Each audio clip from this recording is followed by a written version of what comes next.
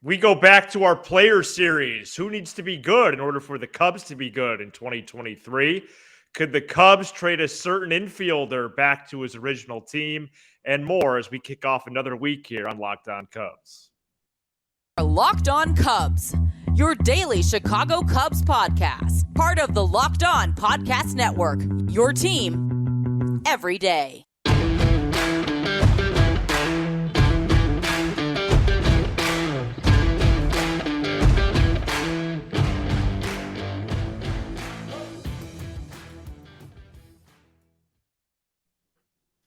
Welcome into a new week and welcome into Locked On Cubs. Thanks for making us your first listen every day. Pleased to be with you for a Monday episode, whenever and wherever you may be listening, YouTube, Apple, Spotify, Google, Odyssey, and everywhere else you get your podcasts. Sam and I are lifelong fans, taking our passion into a discussion with you on all things Cubs. Today's episode is brought to you by FanDuel Sportsbook, the official sports book of Locked On. Make every moment more with FanDuel. Visit FanDuel.com/Locked On today to get started. And we'll have more on that partnership later in the show. Sam, I hope you had a good weekend as we venture out for another week talking all things Northsiders. Well rested. I'm well rested. And you look nice today as well. You look energized. Thank you. you. Look rested. Yeah. You look a bit healthier as well. That's a low bar. This new place that I live at, I have a gym right downstairs. So, I've been going to the gym about 5 days a week and feeling good and finally, presentable for this program. So let's get into it. A lot of moves and potential moves over the last couple weeks. So today we're going to get back to our player series, answering the question, in order for the Cubs to do well in 2023, this player needs to do well, and each of us are going to have a player. I'm going to take a pitcher this time. The first time we did this, I had Yan Gomes. Sam's going to take a position player. The last time we did this, he had Mark Leiter Jr. Hopefully this time the guy takes on the ball club in 2 weeks because I'm 0 for 1. Now Mark Leiter Jr. is still on the Cubs. He's been outrighted to AAA, so you will see him this year. I feel like I'm missing something because nobody even wanted him. But that's a different time, a different conversation for a different time as, the Bengals and Buffalo kick off soon. So, there was a little bit of news from the early part of the weekend. Leiter Jr. outrighted to Iowa. Nobody claimed him, so perhaps he will be important for the Cubs in 2023. Well, I do have a pitcher here, one that has started and relieved in the past, Sam. In 2022, this player posted a 4.83 ERA in 17 starts, while in relief, he finished with a 1.47 ERA in 12 appearances. His career numbers reflect more of that as well. And this player is right-handed pitcher Keegan Thompson. There is a little bit of deception there. Thompson, if you remember, went down with an injury in mid-August and didn't return for a month. Yes. Before he went on the IL, he started. 17 starts is a ton, but he was pitching pretty poorly, especially the last few. After he returned, the Cubs had to limit his innings anyway, so he was only out of the pen. But nonetheless, facts are facts, right? He has been better by a lot out of the pen. Yep. And with the Cubs having perhaps the biggest volume of major league ready starting pitching depth in the sport, okay, we could get to a debate about the quality of it. But in terms of the number of actual pitchers, they have so many people who could be starters. Mm-hmm. And then you look at the bullpen, visit our episodes from last week on, again, another roster projection, another lineup projection. The Cubs bullpen right now at this moment in time, I would say it's pretty light and not as imposing as I thought. Not necessarily a concern of mine, but I just think the Cubs need Thompson out of the pen. I think that's where he genuinely helps the team best. He was a reliever when he debuted in 21. Again, he finished last year in that spot. He could give you a single inning. He could give you multi-innings. And he could be a piggyback guy As Sam has pointed out, specifically following Justin Steele. I think that's a great idea for the 23 role for Thompson as well. So And another guy, yeah. The Cubs are going to need people that we don't necessarily realize to emerge. Thompson is somebody we're familiar with now, and I think his role is best suited out of the pen in 23. And in order for this team to do well, he's going to have to do well in whatever spot he enters that door out of left center from.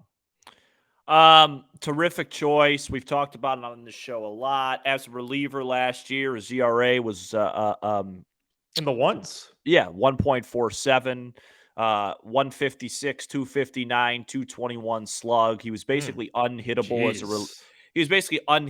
as a reliever. If the Cubs are going to be a good team this year, he has to be the most valuable piece in the bullpen. Because of what his role is going to be. If you remember last year, before he was promoted, I won't even say promoted, before he became a starter, I think he was like 6-7-0 with an ERA in the low twos out of the bullpen because of what his role is. He's going to have to pitch at that level this year for this team. I still like the bullpen. I think I like it a little bit more than you, but it all depends on how Ross uses it, how these assets are allocated. And I think Keegan Thompson probably is at the top of that list because, he's going to be flexible. You said pair him with Steele. Well, you could also pair him with Smiley if those guys are separated in the bullpen. If there's a 2-3 day break, he could pitch 2-3 innings, every 2-3 days. Right. That'd be really cool. He is tremendously important to this team. And I see him being if the Cubs are going to be good guy, he is going to be absolutely critical to their success out of the bullpen. Critical. And I really like him, and I think he will be. Yeah. And he has a little bit of a dog in him too. Absolutely. He's a competitor, and he's become quickly a fan favorite. So who can we watch out on the offensive side of the ball? Well, we're kind of out of choices that are like marginal guys. So I'm just going to pick a big one, and I'm going to go with center fielder Cody Bellinger. Yeah. I'm not sure people realize how big of a role he's going to play this year. I think we've kind of labeled Bellinger, Matt, as one of those guys where it's like, hey, hopefully he gets back to his old form, high upside guy. Well, no, if he's healthy, he's going to play probably 150 to 155 games. They don't have anybody on the big league roster defensively at center field that can replace him. If Morel plays there, it's a major downgrade. If Velasquez plays there, it's a major downgrade. Happ, it plays there defensively, it's a major downgrade. He is the featured guy, and he's going to have to hit. And when you look at his last 2 years, it's really kind of mind-boggling how awful he's been. In just 95 games in 2021, he batted 165 with a 240 on base and a 302 slug. That's a 542 OPS. That's about a double-A caliber hitter. And then you get into 2022, he plays 144 games, so a full season, gets to 19 home runs, steals 14 bags, which is interesting, but he hits 210 with a 265 on base, a 389 slug. That's a 654 OPS. That's a AAA hitter. So, we talk about Bellinger, hey, can he return MVP form? And, I don't know the answer to that, but he's going to have to turn into competent offensively, at least get that OPS above 700, 720, 730, which I think he will do at Wrigley Field. And then most importantly, stay healthy, because when you're talking about guys that are probably irreplaceable on the Cubs, they don't have a backup center fielder defensively that's very good. They just don't. Look at the metrics. Morel isn't great there. No. Happ isn't great there. He's great in left. He's not great in center. So, his value to this team, you can make the case just value-wise, he's really close to the top of the list for position players. So, the type of year I'm looking for from Bellinger, would love to see that batting average in the 250s. I mean, that'd be like Tony Gwynn for him. Have that on base approaching 330, 340. Oh, heavenly. And then get that slug in the 430, 440s, hit 20, 25 tatas, and play Gold Glove caliber center field. If he does that, he will be, he'll be a 3-4 WAR player, and that's what this team's looking for. If he does that, the Cubs are going to win a lot of baseball games. I mean, think about it. Last year, he was worth almost 1.5 wins above replacement, and offensively, he was basically like a child. And people have said before, including my dad, if Bellinger returns to Rookie of the Year and MVP levels, the Cubs are going to be good. It's like, yeah, no kidding. If he returns to MVP levels, the Cubs might win the division. Yeah, absolutely. He's a fascinating player. He's been literally the best player in a single season and the worst player. No, and listen, if I'm 6'8", 265, I might be able to play for the Bulls tomorrow night. You know what I'm saying? Right. So yeah, that'd be great if he returned MVP form. Yeah, that would change. Boy, you're really on, huh? If he turns into MVP form, like you said, it changes the whole complexion of this team. Good luck, St. Louis. I just want the guy to be competent offensively. Right, and I would go to St. Louis if I didn't want anything to do, but that's just me. Well, no, if you want to walk your dog and read a novel. Right. Well, I think that's two very interesting picks, Thompson and Bellinger, and I'm excited to see them out there in 2023. Someone we might not see out there for the Cubs in 23 is Nick Madrigal, as there's some chatter about a trade to the other side of town. We get to that coming up next. We're really excited to now be fueled and powered by FanDuel, the new sports betting partner for Locked On, because they're the #1 sports book in America, FanDuel. If you're new to FanDuel, that's even better. They have so many great features that make betting on sports fun and easy. New customers can join today to get started with $150 in free bets when you place your first $5 bet. Just sign up at FanDuel.com/lockedon. FanDuel has all your favorite bets, from the money line to point spreads to player props. Plus, you can even combine your bets for a chance at a bigger payout with the same game parlay. Later this week, we're going to do an episode on overs, unders, and other things like that to really get this FanDuel partnership rolling for the Cubs. Can't wait. It's all on an app that's safe, secure, and super easy to use. So don't miss out. Place your first $5 bet to get $150 in free bets, win or lose, at FanDuel.com/lockedon. Make every moment more with FanDuel, the official sportsbook partner of Locked On Cubs. Man, am I excited for those episodes? I love a little over under. You know what I mean? Little futures bet. Say it. Is there something? Is there something on there? Say a Suzuki. An all-star, maybe a top 5 MVP finisher. There will be an episode on that. And can I just say one quick thing? Suzuki home runs will be a good future. Can I say one quick thing before we get to Madrigal? Yeah. I am really excited, and maybe we'll do an episode on this. Obviously, you make the call about the World Baseball Classic. I think we're going to do multiple episodes. Have you seen the Dominican Republic's lineup? Oh, it's insane. Let me just real quick, just food for thought. No, it's silly. MLB Network put out a starting 9 the other night. Oh, yeah. Okay, so you saw it. Oh, it's unreal. Marte, Soto, Machado, Guerrero Jr., Devers, Ramirez, Pena, Sanchez, Julio Rodriguez. It's crazy. And the United States has a brilliant team. They do. They put together a good roster managed by Mark DeRosa. I'll be watching that every day. Yeah, you will. No, we'll do a full episode on that. Maybe even try to bring someone in that could give us some insight. And you want to talk about regressing from those names? Let's talk Madrigal. All right, Nick Madrigal, who I believe he's not in a preliminary roster for the WBC for somebody. I'd have to look into that. It couldn't be America. No, it's somebody else. Oh. Nick Madrigal, the big question for me right now, Sam, is what is his role going to be with the Cubs? Here's a player that has a high contact rate, still a young guy who potentially is growing into more of his big league self. Yes. Possible versatility at second, short, and third.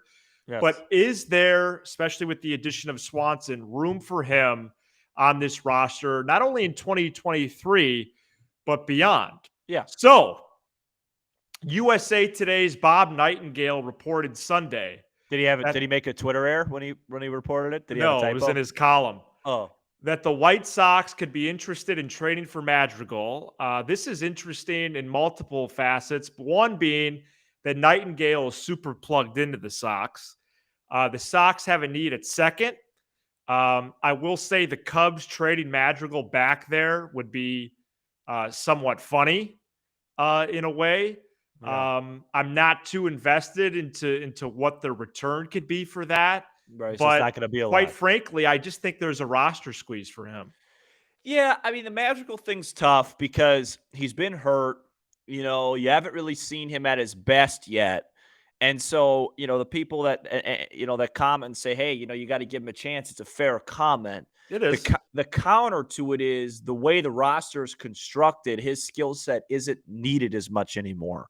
And I think people often overlook that. Like, we talk about WAR all the time. We talk about value, but sometimes certain players just fit in with certain teams. Like I look at Nick Madrigal. This is going a little bit back in time. I think it was the 2012 NLCS when Marco Scutaro for the Giants just didn't swing and miss basically the entire postseason and got a bunch of clutch hits. Like that's Madrigal's. That's Madrigal's upside. But when you look around, like Madrigal would have been a much better fit, and I would love to give him more of a chance on the older Cubs teams, the Rizzo, Baez, Contreras teams, because those teams swung and missed so much but had tons of power. This team now features a lot of guys that are similar to Madrigal, like Horner. Horner is just a better version of Madrigal. Right. I don't think the team's going to have – obviously, Wisdom's a big strikeout guy. Bellinger, Swanson, they have to cut it down. But I just think we've talked about it so much on this show. This team is in need of more power, more upside, more ceiling, and he provides none of that. Madrigal provides you with a floor where it's like, okay, he could hit 280, 290, 300 and slug whatever that average number is because he gets no extra base knocks. And, it is what it is. I wouldn't make the trade unless you get something back that you think could help him, because I do think he's an insurance piece off the bench if something were to happen. Because Horner's going to probably have an IL stint. How much better do you like McKinstry than Madrigal? Those are questions right. I don't know the answer to. But if you do deal him, get something back. I don't know what it would be. Would it be a different type of utility player? Would it be a bullpen arm that you might like? You're not going to get back a surefire starter for a guy that's not a surefire starter. Right. But it'll be interesting. I'm to be honest, I'm a little fatigued of talking about Madrigal. I think he could help the team if he's there as a bench piece. I think he could too. And I think he could get a guy back that would help. I'm never a fan of trading guys at their lowest value. Right now, Nick Madrigal's at his lowest value. But I'm not going to pound my hand on the table if they do trade him, because I just don't think he's that important of a piece right now. When Madrigal returned in August, he was red hot. He was but what does that mean when he was red hot? He hit 325 and slugged 327? Well, he just had a hit for a high average for 30 games. Right. It was nice to see, but how does it translate over a longer year? Right. It's just for him. We still don't know. For him to be successful, he has to hit for such a high average because he doesn't walk and he doesn't hit for power. He's a fine second baseman, but that's about it. Right. His value to the Cubs is late innings, coming off the bench, guys on base, hitting, because he's going to put the ball in play and action's going to happen. That's his value. And that's a valuable piece. I mean, remember Randall Simon, remember Darryl Ward. Pinch hitting is a very difficult thing to do. But again, if you could get a piece that's better than that, you trade them. I don't know. Well, that's why I've been reshaping my bench for the rosters that we've done twice now on the program. This weekend, I was thinking, okay, Barnhart catching. We know that already. Barnhart / Gomes on the bench. But then I was thinking, the first 2 months are so important. They're so important. And there's 58 games between March 30 and the last day of May. 58. And those 58 are going to be critical. I was even mapping out the series this weekend.